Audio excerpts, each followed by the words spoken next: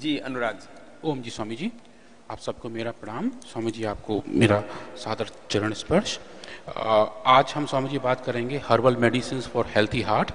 और जो हार्ट की मेजर प्रॉब्लम्स हैं उनमें से एक सबसे बड़ी है कार्डियक हाइपरट्रॉफी। और हाइपरट्रॉफी का मतलब होता है कि जो कार्डियक सेल्स हैं जिनको कार्डियोमायोसाइट कहा जाता है उनके साइज में बड़ा होना स्वामी जी। तो कार्डियोमायोसाइट समझिए बिल्कुल एक छोटे से बेलन की तरह होती हैं, या जो लोग गिल्ली डंडा खेले हैं स्वामी जी, जो गिल्ली होती है गिल्ली डंडे की, गिल्ली की तरह एक कार्डियोमायोसाइट होती है। तो अगर वो कार्डियोमायोसाइट का उस गिल्ली का साइज बड़ा हो जाता है तो हार्ट के अंदर सूजन सी आ जाती है, हार्ट थोड़े भारी भारी हो जाते हैं। और जब दीवार हार्ट की मोटी हो जाती है तो वो खून का प्रवाह कम कर देती है, जिसकी वजह से बहुत सारी और प्रॉब्लम शुरू हो जाती है। और इंडिया में लगभग 20 लाख लोग कार्डियक हाइपरट्रॉफी से पीड़ित हैं, और इसका जो ट्रीटमेंट्स हैं वो भी सब सिम्टोमेटिक ही हैं। तो अगर हम हाइपरट्रॉफी को देखें तो स्वामी जी ये दो तरीके से हो सकता है।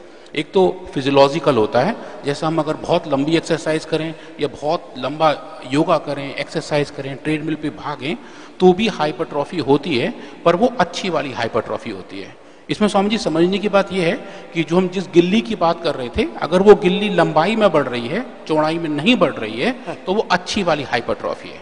वो रिवर्सिबल होती है और हार्ट को पावर देके वापस नॉर्मल आ जाती है। पर अगर वो गिल्ली बीच में मोटाई में बढ़े और गिल्ली से बेलन बन जाए तो तब थोड़ी दिक्कत बढ़ जाती है, और उसकी वजह से एक पैथोफिजियोलॉजिकल हाइपरट्रॉफी हो जाती है। और वो हाइपरट्रॉफी बहुत सारी बीमारियों का जन्म देती है, जिनमें एक डिस्पिनिया है, मतलब सांस लेने में दिक्कत, एंजाइना पेक्टोरिस, सीने का दर्द शुरू हो जाता है, एक्सरसाइज नहीं किया जाता, सांस फूलती है, पैल्पिटेशंस होते हैं, चक्कर आ जाते हैं, लोग गिर भी जाते हैं, और हाथ पांव में सूजन आ जाती है। इन सब का कारण पैथोफिजियोलॉजिकल हाइपरट्रॉफी है, जहाँ पे सेल्स की मोटाई बढ़ जाती है, लंबाई उतनी की उतनी रहती है। तो इस सिलसिले में अगर ये देखें कि इसमें क्या किया जा सकता है, हमारी आयुर्वेद की कौन सी ऐसी औषधियाँ हैं जहाँ वो अच्छा काम कर सकती हैं, तो वहाँ पे हमारी टीम ने इसमें कुछ रिसर्च किया और शुरुआत की हमने कुछ ऐसी सेल्स पे जो स्वामी जी हमने हार्ट से आइसोलेट की थी स्वामी जी। तो हमने वो वाली सेल्स ली जो चूहों की दिल की सेल थी, जिनको रेड कार्डियोमायोसाइट कहते हैं स्वामी जी। उसका फोटो स्क्रीन पर दिख रहा है, जो दिल से बाहर निकाल के जो छोटे छोटे गिल्लियां दिख रही हैं स्वामी जी, वो ये हार्ट की कार्डियोमायोसाइट्स हैं। इनमें स्वामी जी हमने एक एलोपैथिक की दवा होती है आइसोप्रोटेनॉन, जो बहुत पहले इस्तेमाल की जाती थी लंग्स की प्रॉब्लम के लिए। वो दवा के ज़्यादा इस्तेमाल से हाइपरट्रॉफी होती है और ये स्टैब्लिश्ड है। तो वो दवा का हमने इस्तेमाल करके इन सेल्स में हाइपरट्रॉफी पैदा की। एलोपैथी की दवाइयों से हम बीमारियां पैदा करते हैं और आयुर्वेद से ठीक करते हैं। ये तो आइसोप्रोटेनॉन के इस्तेमाल से हमने गिल्लियों को बेलन में बदल दिया, और जब वो बेलन बन गए तो देखा उनमें कौन कौन से पैरामीटर ऐसे हैं जो इन सेल्स को अलग तरीके से डिफ्रेंशिएट करते हैं। तो उनमें सबसे बड़ा पैरामीटर होता है ऑक्सीडेटिव स्ट्रेस। इनके अंदर ऑक्सीडेटिव स्ट्रेस समझिए बढ़ जाती है, और इनकी जो लंबाई है वो कम हो जाती है और मोटाई बढ़ जाती है।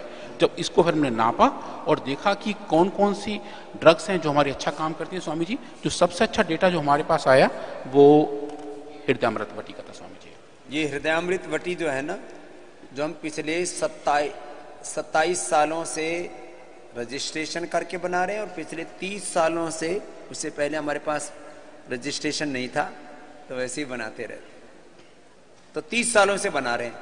और ये जो फार्मूलेशन है यूनिक फार्मूलेशन है, और ये कार्डिक हेल्थ के लिए सबसे जोरदार है। जोरदार स्वामी जी, और इसका डेटा भी सबसे जोरदार ही आया था। इसने जितने भी पैरामीटर हमने देखे कि सेल्स कितनी मोटी हो रही हैं, उन सब सेल्स को हृदयामृत वटी ने डोज डिपेंडेंट तरीके से वापस नॉर्मल कर दिया, जो आप स्क्रीन पे देख पा रहे हैं। यहाँ पे मेरा कंप्यूटर थोड़ा दिखा दीजिए भाई। हाँ, तो जो सेकंड वाला ब्लॉक है जिसमें ग्रीन कलर के आपको मार्क दिख रहे हैं, वो सब सूजी सेल्स हैं। और जो जिनको ट्रीटमेंट दिया है हमने 5 अलग अलग डोजों का हृदयामृत वटी से, उन 5 डोजेज ने जितनी डोज कम थी उतना कम इफेक्ट, जितनी डोज ज़्यादा थी उतना ज़्यादा इफेक्ट। इसको फार्माकोलॉजिकल इफेक्ट कहते हैं। उस फार्माकोलॉजिकल इफेक्ट के साथ हृदयामृत वटी ने बताया कि हाइपरट्रॉफी इन सेल्स की कम हो गई, जो बीच में सेल्स सूज गई थी, जो इन्फ्लेमेशन हो गया था, वो सब लौट के वापस हो गया। इसके साथ साथ जब हम बात करते हैं ऑक्सीडेटिव स्ट्रेस की, तो इसके अंदर बहुत सारे ऑक्सीडेटिव सुपर ऑक्साइड पैदा हो जाते हैं। तो उन सुपर ऑक्साइड को भी हमारी टीम ने बायोकेमिस्ट्री के साथ से नापा और बताया कि ये जो सुपर ऑक्साइड जनरेशन है उसका काम भी हृदयामृत बटी ने डोज डिपेंडेंस तरीके से कम किया। अब समझिए एक बहुत अच्छी बात है, वो ये है कि चूंकि हार्ट ही हमारा एक ऐसा ऑर्गन है जो हर वक्त काम करता रहता है, चाहे सो रहे हों, चाहे जग रहे हों, या भाग रहे हों, योगा कर रहे हो या फिर प्राणायाम कर रहे हो, हर वक्त हार्ट की बीटिंग चलती रहती है। तो चूंकि ये मसल्स हमेशा काम कर रहे हैं, इन्हें हर वक्त ऊर्जा की जरूरत पड़ती है। और एक सेल का जो पावर हाउस है स्वामी जी, उसको माइटोकॉन्ड्रिया कहते हैं। तो कार्डियोमायोसाइट के अंदर, दिल की सेल्स के अंदर लगभग 30% मास जो है वो माइटोकॉन्ड्रिया का होता है। तो जब माइटोकॉन्ड्रिया इतनी ज़्यादा है, क्योंकि उन्हें बार बार ऊर्जा देना होता है, तो जो माइटोकॉन्ड्रिया का कंसंट्रेशन है उन सेल्स में ज़्यादा होता है, और जो डैमेज भी सेल्स में आते हैं स्वामी जी, वो भी माइटोकॉन्ड्रिया के लेवल पर ही आते हैं।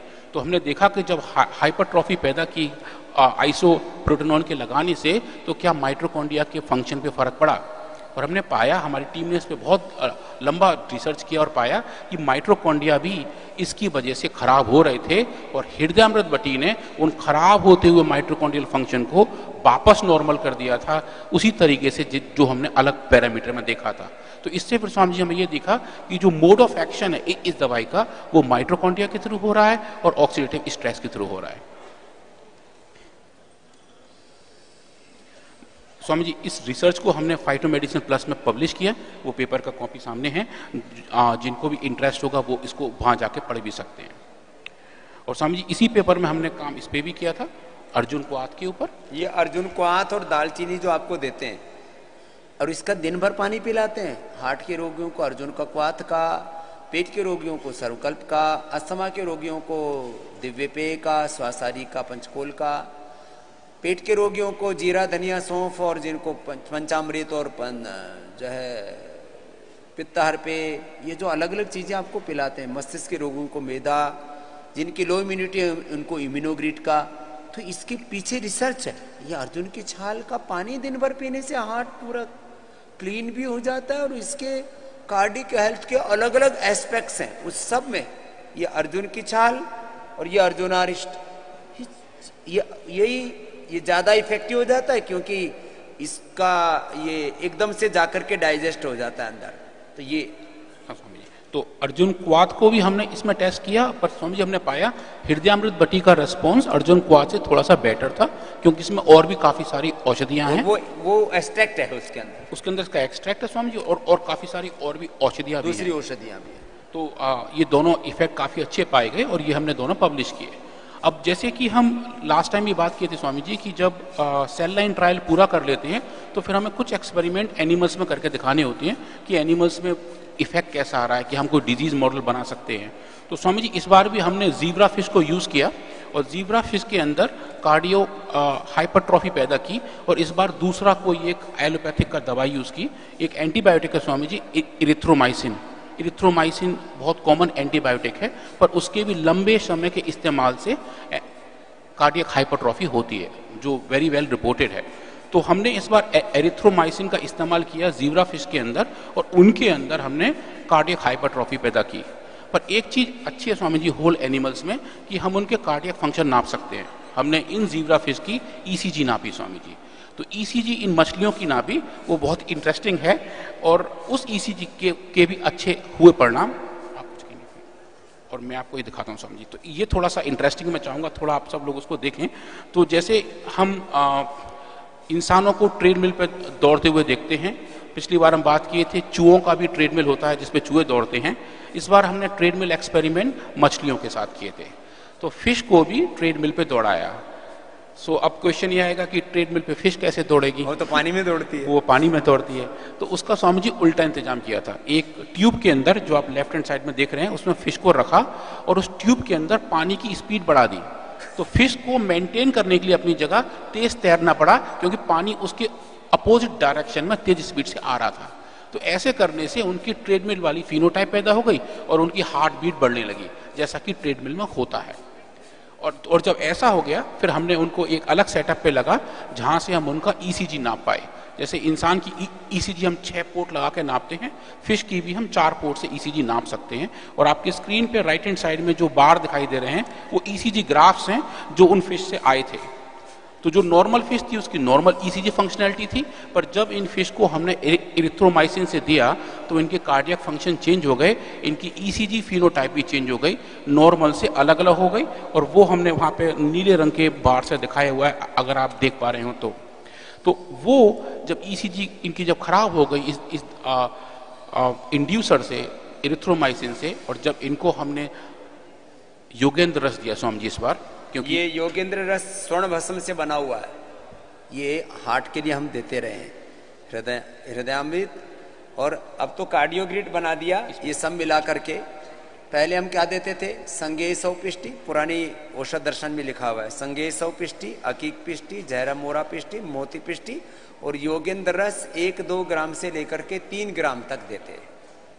तो स्वामी जी हमारी जो क्लासिक आयुर्वेदिक भस्मा है उसका एक पहला अच्छा वाला रिसर्च था जो हमने पब्लिश किया, ये गोल्ड वाली भस्मा है, और इस भस्मा को हमने मछलियों को खिलाया और देखा जो उनका कार्डियक फंक्शन है स्वामी जी वो नॉर्मल हो गया था। ये स्वर्ण भस्म का अंश है इसमें। तो भस्मा को लेकर जो थोड़ी भ्रांतियां हैं कि इसके साइड इफेक्ट ज़्यादा हैं, एफिकेसी कम है, उसको दूर करने के जो भी हमने रिसर्च कर रहे हैं उसकी पहली रिसर्च स्वामी योगेंद्र रस के ऊपर थी, और उसने बड़ा क्लियरली दिखाया कि जो भी कार्डियक फंक्शन है वो सब लौट के नॉर्मल हो गए थे, जो हार्ट की सूजन थी वो कम हो गई, जो दिल का पूरा साइज था, फिश का हम हार्ट बाहर निकाल के उसका स्वामी साइज देख सकते हैं, जो साइज बड़ा हो गया था वो साइज भी नॉर्मल हो गया था। और फिजियोलॉजिकली जो इंपॉर्टेंट पैरामीटर कार्डियोबायोलॉजी में माना जाता है ईसीजी, तो जो इरेगुलर ईसीजी थी वो भी स्वामी जी योगेंद्र रस ने डोज डिपेंडेंट तरीके से नॉर्मल की। डोज डिपेंडेंट तरीका का मतलब ये होता है जितनी मात्रा में औषधि सेवन करना चाहिए उतनी मात्रा में लेनी पड़ेगी। बहुत ज्यादा कम लेने पर भी असर नहीं आएगा, बहुत ज्यादा लेने से कोई मतलब नहीं है। इसलिए ये जो डोज डिपेंडेंट तरीका जो बोलते रहते हैं ना बार बार ये शब्द, कि एक सुनिश्चित मात्रा, तो आपको भी रोगी की के बल अबल को देख के, रोग के वेग को देख करके उसकी डोज दी जाती है जी। और स्वामी जी इसका एक और बेनिफिट ये भी होता है डोज डिपेंडेंसी का, कि जो रेस्पॉन्स आ रहा है वो दवाई का है, ये अपने आप ही नहीं हो रहा है। हाँ। जैसे आपने दवा का मात्रा बढ़ाई इफेक्ट अच्छा हो गया, मात्रा कम की इफेक्ट कम हो गया। तो ये रेगुलेशन जो है, जो स्विचिंग है, वो अगर दवा की वजह से हो रही है तो डोज डिपेंडेंसी दिखती है। और किसी भी ड्रग की एफिकेसी में, एफिकेसी ट्रायल्स में डोज डिपेंडेंसी का महाराज जी बहुत ज़्यादा उपयोग है, और उसको हमेशा ऐसे पैरामीटर माना जाता है। और इसमें जब ये एनिमल पर ट्रायल करते हैं उस समय भी, और जब आदमियों पर देते हैं उस समय भी एक कंट्रोल ग्रुप भी रखते हैं, जिनको नहीं दे रहे उनका भी मापन करते हैं साथ में, और जिनको दे रहे हैं उनका भी मापन करते हैं। तब पता लगता है कि दवाई का इफेक्ट या वैसे ही आ रहा है। वही स्वामी जी यहाँ भी हमने एक नॉर्मल कंट्रोल ग्रुप रखा था, जो नॉर्मल फिश थी जिन्हें कोई बीमारी नहीं थी, फिर एक बीमारी वाली फिश थी जहाँ लिखा हुआ डिजीज कंट्रोल, और नीचे एक स्टैंडर्ड ड्रग है। वहाँ स्वामी जो एलोपैथिक एक दवा है व्रैपेमिल, जो कार्डियक हाइपरट्रॉफी में इस्तेमाल की जाती है, वो भी हमने पैरेलल में चलाई कि जो वो दवा कैसे काम कर रही है, और साथ में योगेंद्र रस के रिस्पॉन्स कैसे हैं। योगेंद्र रस के रिस्पॉन्स व्रैपेमिल से नॉन इन्फीरियर थे। तो ये जो एलोपैथी की दवाओं का हवा खड़ा कर रखा है ना, तो हमने ये शुरू से एक प्रोटोकॉल बना रखा है कि साथ में एलोपैथी की दवाई भी चलाओ, उसका भी एक ग्रुप बनाओ, और आयुर्वेद की भी देखो। और उसमें से हमने आज तक जितने भी ट्रायल किए हैं, जो भी आपको liver, kidney, heart, brain, nervous system, arthritis और अस्थमा आदि किसी भी चीज के लिए दवाई देते हैं, एलोपैथी की दवाओं से ज्यादा एफिकेसी आयुर्वेद की दवाओं की है।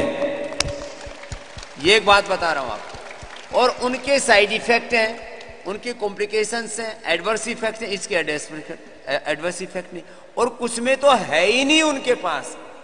अब यहाँ तो जैसे कुछ तो थोड़ा बहुत तो है, अब जैसे कल लीवर के बारे में बताएंगे, वहां कुछ है ही नहीं। कुछ है ही नहीं वहाँ स्वामी जी वो आयुर्वेदिक दवाइयाँ ही देते हैं, उनके पास कोई और ऑप्शन होता नहीं है। एलोपैथी का डॉक्टर भी आयुर्वेद की दवाई देता है, लेकिन अभी भी कानून ये बना हुआ है कि एलोपैथी का जो डॉक्टर है वो आयुर्वेद की दवा प्रिस्क्राइब नहीं कर सकता।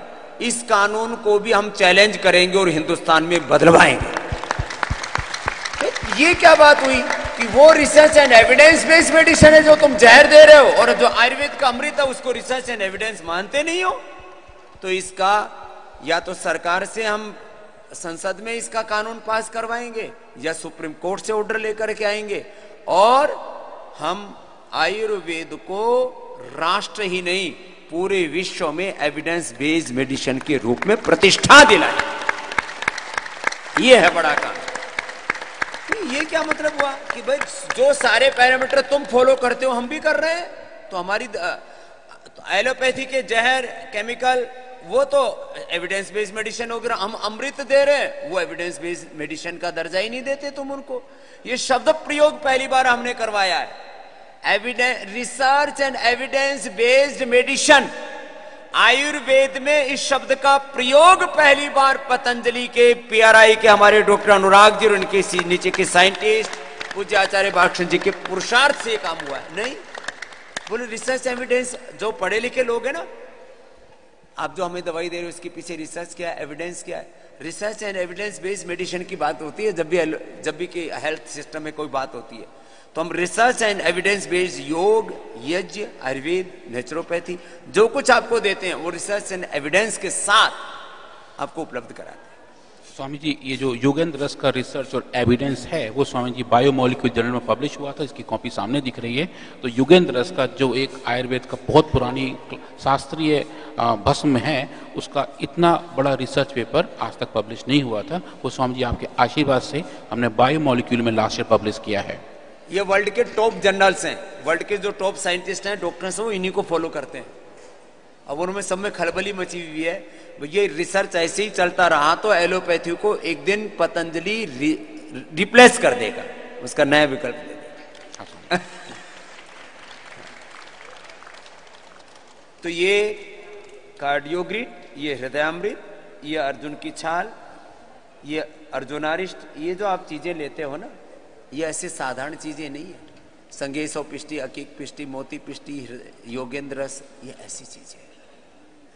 तो स्वामी जी एक चीज़ और थी कि हमने अभी कुछ एक्सपेरिमेंट किए थे चूहों के ऊपर, जहां उनका हमने बीपी नापा था। जब उनका बीपी बढ़ाया हुआ था एक डिजीज मॉडल बना के, उसमें स्वामी जी हमने मुक्ताबटी का इस्तेमाल किया था और एक पैरेलल ग्रुप में हृदयामृत बटी का भी इस्तेमाल किया था। तो हृदयामृत बटी ने भी बीपी लोअर करने में उतनी ही सफलता पाई। हार्ट फंक्शन नॉर्मल कर दिया। तो बीपी किससे होता है?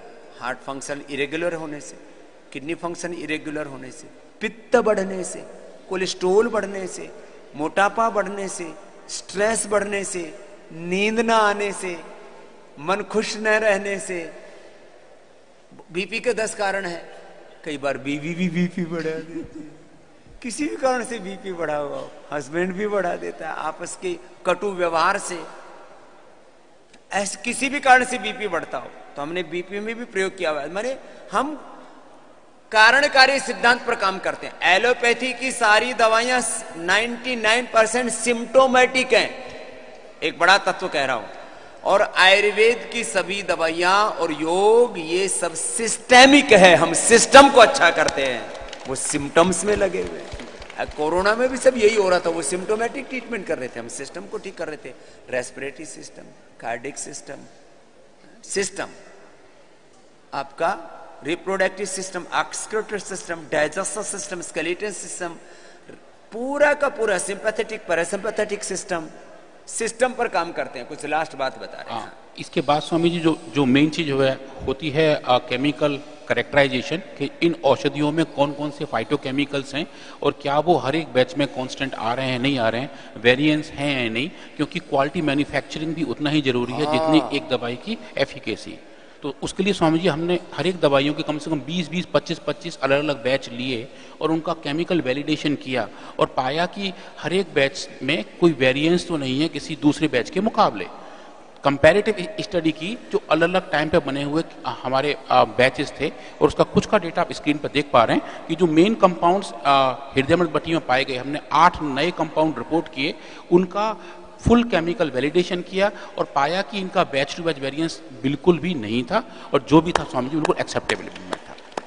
तो ये भी एक बात होती है, हम दवाई जब बनती है ना, तो जिन चीजों से दवाई बनाते हैं रॉ मटेरियल का पहले वैलिडेशन करते हैं, उसमें कितने एक्टिव कंपाउंड्स हैं, फिर उसके बाद जब बनती है तो बनने के बाद उस दवाई को लिया जाता है, फिर बनने के 4-6 महीने बाद उसका सैंपल उठाते हैं उसकी एजिंग मापने के लिए कि वक्त के साथ उसके औषधीय गुण घट तो नहीं रहे, मेडिसिनल वैल्यू उसकी कम तो नहीं हो रही है, उसकी एफिकेसी कम तो नहीं हो रही है।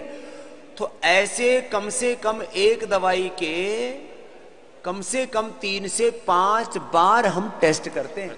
और उसके भी स्वामी जी 25-30 अलग अलग बैच, हर एक बैच के हाँ 25-30 रिपीटिशन होते हैं स्वामी जी। और एक साल वाला भी डेटा हमारे पास है कि जो दवा आज बनी है, आज के 1 साल बाद उसमें कौन कौन से फाइटो कंपाउंड्स हैं और किस कंसंट्रेशन में है, उनकी सेफ्टी कैसी है, उसका कंसंट्रेशन कितना है और एफिकेसी भी कैसे आ रही है। हर एक बैच का एक सैंपल रखा जाता है, क्योंकि हमारे तरफ तो दूरबीन लगा करके पूरी दुनिया और हमारे विरोधी जो तत्व है ना, वो हमको काम करने में बड़ी मदद करते हैं कि हम सावधान होकर काम करें। एक तो एंटी नेशनल एलिमेंट, दूसरे एमएनसी, तीसरे जो हमारे इससे नफरत करते हैं, सैफरन नहीं चाहिए। क्यों नहीं चाहिए भाई? हमको तो किसी कलर से कोई घृणा नहीं, लेकिन भाई तुमको लाख घृणा हो, अब तो ये भगवा लहराएगा। बहुत लोगों को इसी से तकलीफ है, बोले स्वामी रामदेव काम तो बहुत अच्छा करता है, ये भगवा क्यों पहनता है? ये मेरे बाप दादों से मिला है मुझे, तेरे को क्या तकलीफ है? बहुत लोगों को इसी से तकलीफ है। तो जो सनातन संस्कृति के विरोधी हैं, भारत और भारतीयता के विरोधी हैं, उनको भी पेट में दर्द होता है। और तीसरे कुछ ऐसे ईर्ष्यालु, अरे ये गांव का छोरा, इसको क्या आता था? एक छोटे से जमींदार का बालक, ये स्वामी रामदेव छोटे चौकीदार का बालक, आचार्य बालकृष्ण, हम लोग बहुत सामान्य पृष्ठभूमि से है, तो बहुतों को पेट में दर्द इसीलिए होता, उनको कपाल भाती भी कराते हैं, लिवामृत भी देते हैं, अर्जुनारिष्ट भी पिलाते हैं, उनको गैस हरचूर्ण भी देते, लेकिन उनका पेट दर्द ठीक ही नहीं होता। तो बहुत लोग ईर्ष्या करते हैं, ये स्वामी रामदेव इतना बड़ा क्यों हो गया? अरे स्वामी रामदेव बड़ा नहीं हो रहा, योग बड़ा हो रहा है, यज्ञ बड़ा हो रहा है, आयुर्वेद बड़ा हो रहा है, भारत बड़ा हो रहा है, भारतीयता बड़ी हो रही है। तू परेशान है मेरे भाई तू, लेकिन ईर्ष्या है लोगों में, कुछ लोगों में दुराग्रह। योग में ऐसा कैसे हो सकता है? यज्ञ आयुर्वेद में ऐसा कैसे हो सकता है? जड़ी बूटियों में ऐसे कैसे हो सकता है? अरे जो तुम जहर में रिसर्च कर रहे हो, हम तो अच्छी चीजों में रिसर्च कर रहे हैं ना, क्यों नहीं हो सकता? ये काम हमने किया। तो ये तो एक रिसर्च पेपर छोटा छोटा बताते रहते हैं, ऐसे इतना ही डाइजेस्ट होता है। तुमको इससे ज्यादा बता देंगे तो याद भी नहीं रहेगा। लास्ट कुछ बता रहे हैं। लास्ट चीज थी स्वामी जी इसकी सेफ्टी की, कि योगेंद्र चूंकि एक भस्मा है और लोगों के दिमाग में कुछ ऐसा था, इवन जहां हमने पेपर अपने भेजे थे स्वामी जी, उनके भी क्वेरीज लौट के आए थे उन जर्नल्स के कि इसकी सेफ्टी के बारे में क्या कहते हो। तो स्वामी जी हमने इनके ऊपर सेफ्टी ट्रायल भी किया, चूंकि इस बार एक्सपेरिमेंट फिश के अंदर किए थे, तो हमने सेफ्टी का असेसमेंट, टॉक्सिकोलॉजी का असेसमेंट भी जीब्रा फिश में ही किया। और आदमी की डोज के स्वामी जी 28 गुना डोज तक हम लेके गए। 28 गुना तक डोज दी फिश के अंदर स्वामी जी, वो भी पूरे 1 महीने तक। और उन फिश की कोई भी कैसी भी एडवर्स फाइंडिंग नहीं पाई गई। स्पेशली हमने फोकस किया था किडनी फंक्शन पे, कि कहीं किडनी पे तो कोई दिक्कत नहीं है, जो लोग बात करते हैं किडनी खराब हो जाएगी। और किडनी में स्वामी जी कैसी फाइंडिंग नहीं। एलोपैथी की दवाओं से किडनी खराब हो रही है, एलोपैथी की दवाओं से लोगों का पेनक्रियाज खराब हो रहा है, डायबिटीज हो रही है। आयुर्वेद की दवा लेकर के मैं पूरे दुनिया में घूमा हूं, एक व्यक्ति नहीं मिला मुझे जिसकी किडनी खराब हुई हो, जिसका पेनक्रियाज खराब हुआ हो। स्वामी जी एलोपैथिक की एक बड़ी एंटीबायोटिक है वैंकोमाइसिन, उसका इस्तेमाल करके अभी हम चूहों की और सेल लाइंस के लेवल पे किडनी खराब कर रहे हैं। एलोपैथी की दवाओं से किडनी खराब हो, और उसमें रीनोग्रिड को टेस्ट कर रहे हैं, जो हमारी किडनी की नई दवा है। जो साइड इफेक्ट्स हैं उनके वेरी वेल रिपोर्टेड हैं, और हम उन्हीं डेटा को यूज करके एक मॉडल सेटअप कर रहे हैं कि कैसे किडनियां एनिमल्स की खराब हो सकती हैं और उनको वापस नॉर्मल हम कैसे कर सकते हैं। स्पेशली नाउ अगर हम वापस आए योगेंद्र रस पे स्वामी जी, तो 28 दिन की टॉक्स में हमने पाया कि ये भस्म उस एनिमल मॉडल में बिल्कुल सेफ थी और कैसी भी हमने फाइंडिंग नहीं पाई थी स्वामी जी।